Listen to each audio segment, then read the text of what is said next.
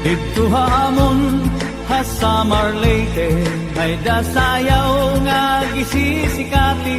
Ang nagsasayaw hinibida nga permi, labi na kung nakisi-kisi. Ang hermana ang nangunguna, gindadara hapot nga ni Kapitana. Nanhipausan mga bisita, han kadamuhang iragala.